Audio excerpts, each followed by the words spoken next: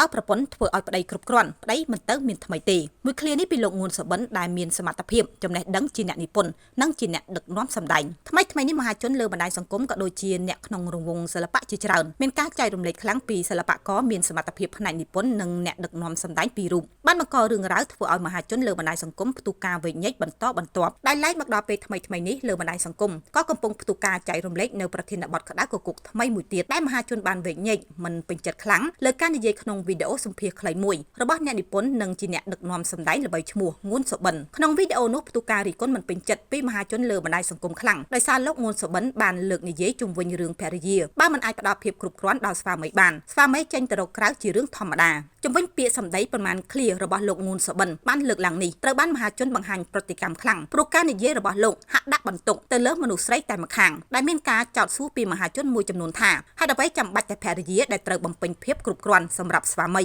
ហើយការរកក្រៅជាកំហុសរបស់មនុស្សប្រុសបែរជាបង្វែរមកជាកំហុសរបស់ភរិយាទៅវិញកំពុងតែធ្វើឲ្យមហាជនជាពិសេសស្ត្រីនៅលើបណ្ដាញសង្គមផ្ទុះកំហឹងនិងរិះគន់យ៉ាងខ្លាំងជំវិញទស្សនៈនៃពាក្យសម្ដីរបស់បុរសមួយនេះចាស់សម្រាប់បងប្អូនទាំងអស់គ្នាវិញតើយល់ឃើញយ៉ាងណាដែរចំពោះគំនិតដែលគាត់លើកឡើងនេះតើការស្មោះត្រង់ក្នុងជីវិតអាពាហ៍ពិពាហ៍អាស្រ័យលើដៃគូតែម្យ៉ាងឬអាស្រ័យលើការទទួលខុសត្រូវរួមគ្នាក្រោយស្ដាប់ការនិយាយរបស់លោកងួនសុបិនមហាជនលើបណ្ដាញសង្គមភាគច្រើនក៏ហាក់មានការខកចិត្តដោយគិតថាលោកជាបុគ្គលល្បីមានទាំងសមត្ថភាពចំណេះដឹងដែលជាអ្នកនិពន្ធនិងអ្នកដឹកនាំសម្ដែងដ៏មានទេពកោសល្យម្នាក់ក្នុងវិស័យសិល្បៈបែរជាបង្ហាញនៅពាក្យសម្ដីទាំងនោះដាក់បន្ទុកទៅលើមនុស្សស្រីទៅវិញទៀតផង